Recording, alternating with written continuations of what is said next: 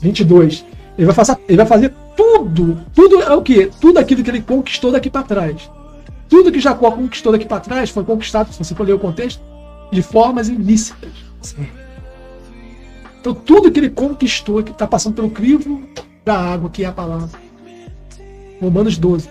Tendo, né, a nossa mentalidade transformada pela renovação do entendimento, para que possamos experimentar a boa, perfeita e agradável vontade. Tudo que ele tinha. Então, Senhor, agora eu quero que o Senhor analise.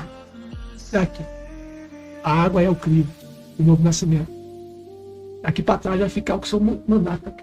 Só vai passar pela água que o Senhor mandar passar. Tudo que eu conquistei. Eu sei da forma que eu conquistei. Eu bem sei da forma que eu conquistei. Só que tudo que eu conquistei sendo da minha força só causa dor.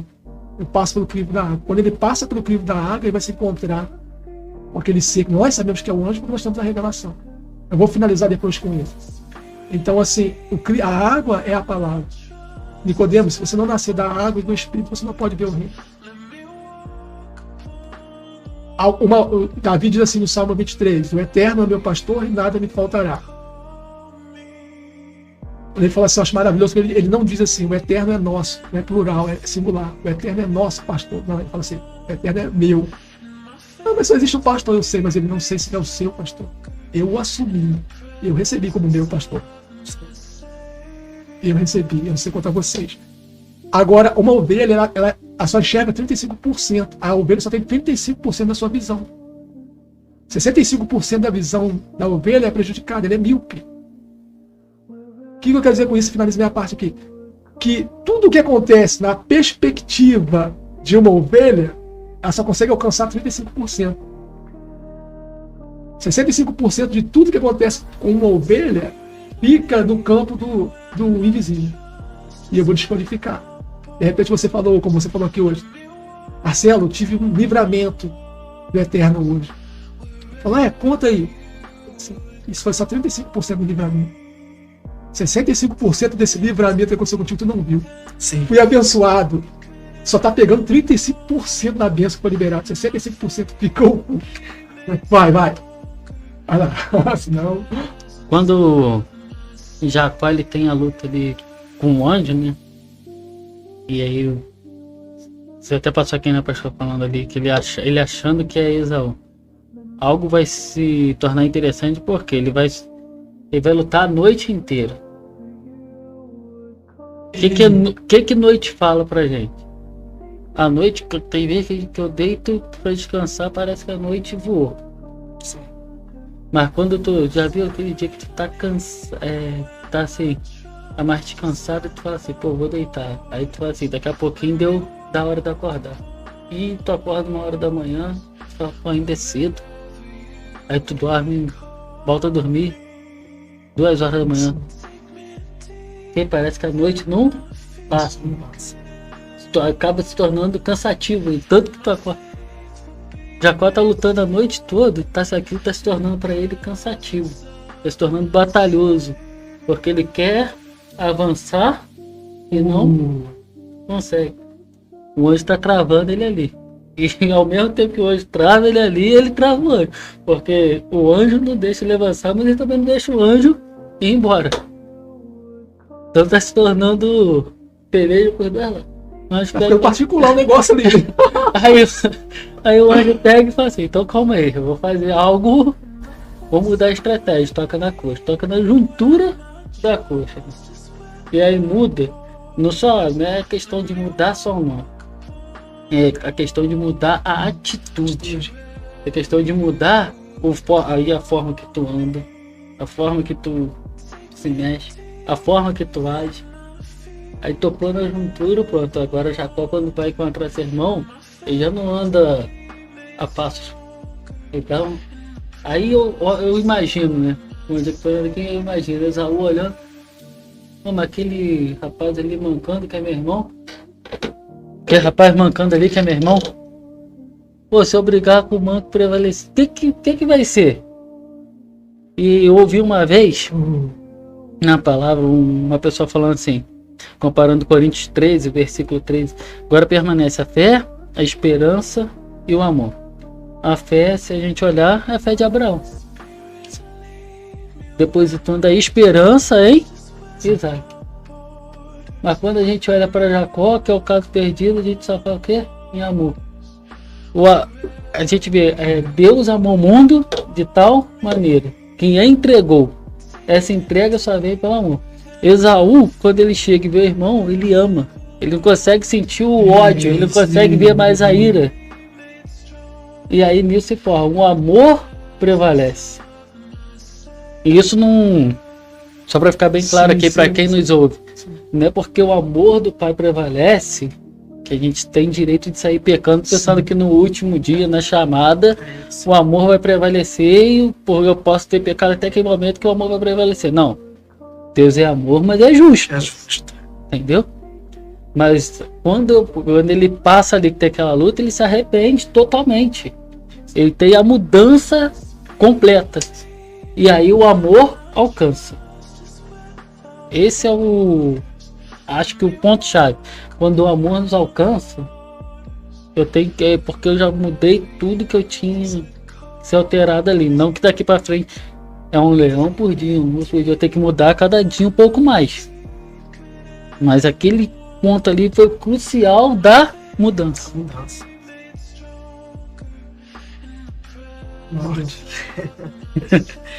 Não, eu quero aplicar algo aqui, não sei até que hora que vai, mas eu quero aplicar algo aqui que eu acho extraordinário em Deus, né? Foi falado muito aqui. Acho extraordinário, tremendo em Deus, no momento que Deus ele fala com Jacó aqui. Depois que Jacó tem a visão, sonha, no capítulo 28 do versículo 13, se não me falha a memória. No versículo 13, isso. E eis que o Senhor estava em cima dele e disse: Eu sou o Senhor, o Deus de Abraão, teu pai, e o Deus de Isaac. Esta terra em que está deitado, te darei a ti e a tua semente. Isso aqui é muito forte, isso aqui mexe comigo, porque Deus está falando com alguém que não tem, com um homem que não tem aonde deitar a cabeça, não tem aonde dormir. Está falando com alguém que não tem aonde, né, como eu disse aqui, colocar a cabeça num travesseiro para descansar. Isso aqui é muito tremendo em Deus, porque eu profetizar para alguém que já tem algo é muito fácil. Eu profetizar para alguém que já tem alguma coisa, eu profetizar para alguém que está com a conta bancária cheia, a família está bem, todo mundo bem, é muito fácil. Agora eu profetizar para alguém que não tem aonde colocar a cabeça, eu profetizar para alguém onde não tem onde deitar, é só Deus. É a mesma coisa de eu chegar numa praça, eu ver um andarino dormindo sobre uma praça e falar: olha, essa praça aqui vai ser toda sua, você vai ser grande. É a mesma coisa de eu falar isso, de eu profetizar sobre alguém que não tem aonde deitar a cabeça. Isso eu acho muito tremendo em Deus. Eu acho muito tremendo em Deus, muito forte em Deus, né? Profetizar quando vai tudo bem é muito fácil. A gente vê pessoas profetizando às vezes aí, pessoas que já sabem da vida dos outros, já sabem da vida de alguém. Isso aqui é muito forte. Então a promessa na vida de Jacó aqui, o que ele viveu até o cumprimento da promessa. A promessa, na verdade, está pronta, né? Sim. A promessa está pronta. Deus prepara a gente para a promessa, né? E é os processos que vai nos preparar até o cumprimento da promessa. E acho que em Deus que Deus nos faz a promessa. Mas geralmente Deus aí não revela para a gente aquilo que a gente vai passar até o cumprimento da promessa. Até o cumprimento da promessa a gente vai encontrar, como eu disse, pessoas que vão nos trair, pessoas que vão nos perseguir. Então o problema não é a promessa, o problema é o caminho, é o percurso que a gente tem que percorrer até o cumprimento da promessa. E a gente vai encontrar no meio do caminho. Então a promessa ela já está pronta. Deus nos prepara para a promessa. Deus prepara o nosso coração para a promessa. Deus prepara o nosso coração para a promessa. E para a gente chegar no nível de bênção que Deus preparou para a gente, como eu disse, existe um processo, existe um tempo, né? E Deus não permite dor sem propósito. Toda dor tem um propósito. Ninguém amadurece sorrindo, né? Sim. Ninguém amadurece sorrindo. Existe um processo. Todo crescimento, eu costumo dizer que ele não começa para cima. Todo crescimento ele começa para baixo, né? O que mantém uma árvore de pé, o que mantém uma árvore de pé, não é os galhos, não é o tronco. É a raiz que mantém a árvore de pé, né? Você vê que tem muita árvore que é um exemplo aqui que canta, tem muita árvore que prega, mas quando vem a tempestade, quando vem um vento, não aguenta, porque fugiu do processo da raiz, né? Fugiu do processo ali da raiz. Então todo o crescimento ele vai começar sempre para baixo, né? A gente chegar no nível de bênção que Deus preparou para a gente precisa ter estrutura, a gente precisa ter raiz, a gente precisa ter alicerce. Eu me lembro até que o pastor, quando nós ia falar aqui da última vez que eu vim aqui, nós ia falar sobre processo, né? O processo não altera o propósito. O pastor falou algo que fez uma simbolização aqui, falou até no áudio comigo, eu falei aqui sobre a árvore, mas o senhor falou uma outra coisa de que mantém alguma coisa de pé também, não sei o que o senhor falou, não sei se foi sobre fundamento, o senhor falou sobre isso também, então é a mesma coisa também, né? Então Cristo é o nosso fundamento, né? Cristo é o nosso fundamento, Cristo é o nosso fundamento. Então Jacó aqui, para ele passar tudo isso aqui foi muito forte na vida de Jacó, quando Deus teve um encontro com ele aqui e falou sobre a semente, sobre a terra onde ele pisou, que seria dele, seria da semente dele. Isso aqui é que eu acho extraordinário e quero aplicar e trazer para nossa vida essa reflexão aqui. Eu não sei qual é a tradução de vocês, a minha é King James. Na minha, a King James, o tempo todo começa no capítulo 32, verso 22, quando começa a luta, né? Chega no verso 23 aqui, vai começar a luta. Verso 24. Na minha, menciona o tempo todo assim, e apareceu um homem. De vocês está assim também? Capítulo 32, a partir do verso 24. Apareceu um varão. Ele lutou com ele, um varão. Né? Nunca anjo, já viu? Não tá anjo aí não, tá anjo. 32, 24. Na versão que eu tô, tá varão. 32, 24. Ele lutou ele com um varão. Então, o tempo todo aqui decorrendo, descrevendo aqui, né? Moisés está escrevendo que o tempo todo foi um varão. Só que no livro de Oséias, se não me engano, Oséias vai mencionar essa passagem aqui e vai dizer que quem lutou com Jacó foi um anjo. Por isso que não está errado, não é pessoa falar assim, Jacó lutou com um anjo. Aqui no texto aqui é homem. Mas no texto de Oséias fala que ele lutou com um anjo. Eu vou falar o porquê. Vou estar finalizando minha parte. Notou que, como o pastor Paulo, como o irmão Paulo falou aqui sobre a noite, ele lutou durante a noite. Porque a primeira luta dele para receber a primogenitura foi na noite do pai, ou descodificando na escuridão do pai, porque quem está cego, para quem está cego, tudo é escuro. Então ele foi na realidade de Isaac, né? Ele venceu Isaac na escuridão de Isaac. Depois ele vai ser vencido por seu sogro Labão, contra ele na escuridão de Labão de Lia. E agora ele vai usar a escuridão a favor. Sabe o que o Eterno está falando? E isso é necessário em muitas das coisas. Tem muitos episódios que não vai ter como você fazer isso. Mas que há situações que você vai ter que voltar lá. Ele está recriando. Exatamente. Pelo menos do cenário para ele aprender com o cenário. Eu vou ter que vencer tudo. Durante um tempo que foi feito isso, não deu muito certo. Que foi você voltar no seu passado, na sua mente, e vir consertando, alinhando tudo que você fez com o Eterno. Tudo que estava fora do propósito dele, eu peço perdão, você vem alinhando. Isso de uma certa forma é bíblica, porque Paulo fala isso na análise da ceia. Examina-se. Quando estava examinar, não é olhar para o futuro, é olhar para o seu passado. Conecta a tua vida com o Eterno. Né?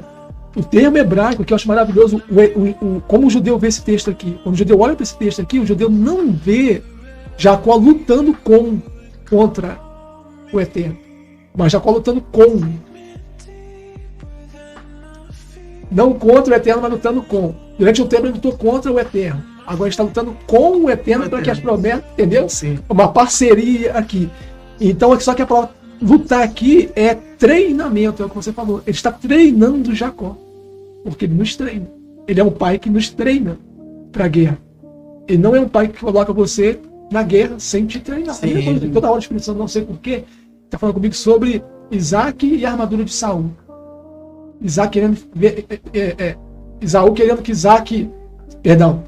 Esaú querendo que Davi vença a guerra com a sua armadura. E aí, enquanto ele não tira aquela armadura de sobre ele, pega a sua arma que é a fundo, ele não vence a guerra, ele não venceria a guerra. Então o Eterno está treinando pessoas. essa escuridão, como diz o texto sagrado, o choro pode até durar uma noite, mas a alegria vem pela manhã. Para muitos, a provisão chega no meio da noite, porque o choro pode até durar, não é necessário uma noite toda. E a alegria vem, mas é certo que a alegria vem. Eu não sei se ela é antes, no meio, durante, mas a alegria vem, como meu irmão, eu vou guardar isso pra minha vida aqui, né? Que a luta, ela vem quando você está crescendo. E aqui eu acho fantástico. Por que Osés faz essa transição? E no judeu, para o judeu é um anjo que aparece, não um homem. Jesus, ele é quem aparece aqui para lutar com Jacó. Nós chamamos de teofania. Por que Osés menciona um ser divino, anjo, e Moisés um ser, um homem? Porque Jesus tem dupla natureza. Então é Jesus que está mudando vida, não somente com Jacó, mas mudando vida aqui também nesse dia. Intermédio desse conteúdo aqui. É ele quem muda a vida do ser humano. Falando, Jesus é o caminho, Jesus é tudo. É ele quem vem.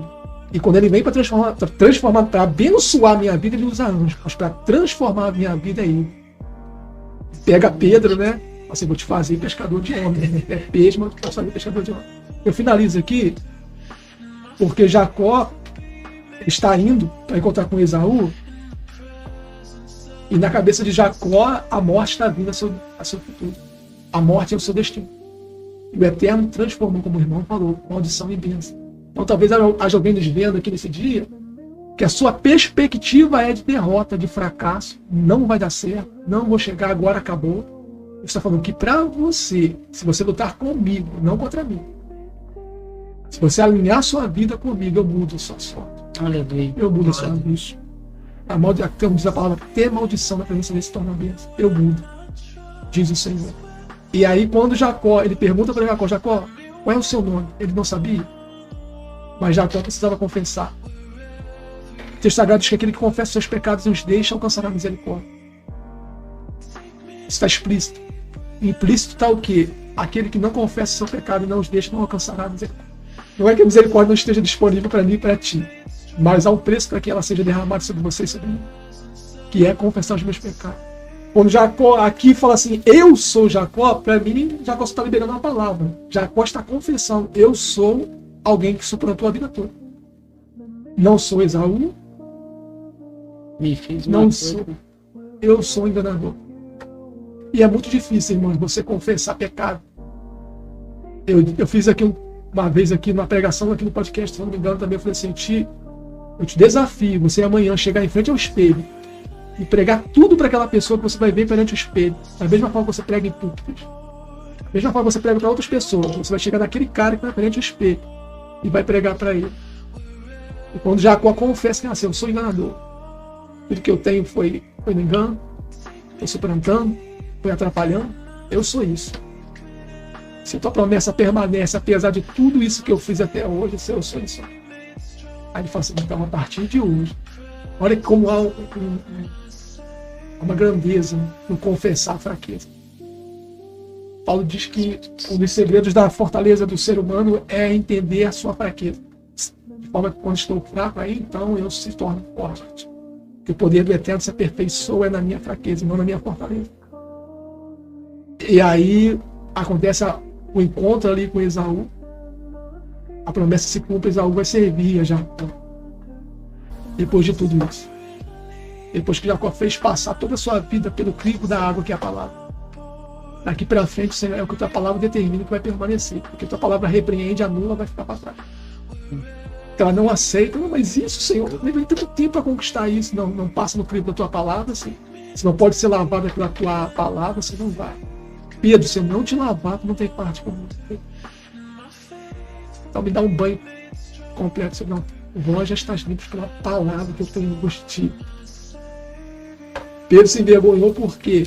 Porque Jesus, quando ia lavar Pedro, Jesus já sabe. Ao lavar os pés, e pé indica caminhar. Jesus está falando assim, eu quero limpar você. Você precisa deixar eu limpar toda a sua caminhada. De lá até aqui. Deixa eu limpar. Não se envergonhe não, porque eu sei de tudo.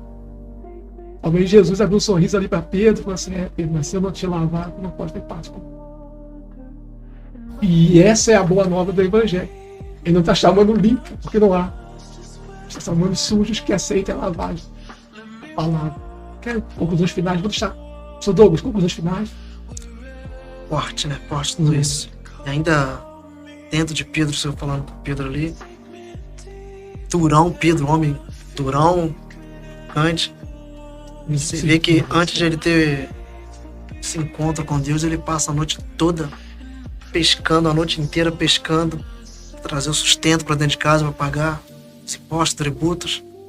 Só que Pedro já tinha desanimado, já tinha desistido. Quando Jesus observa Pedro, Jesus ensinando a palavra ainda na praia, observa Pedro. Jesus enxergou de longe o problema de Pedro.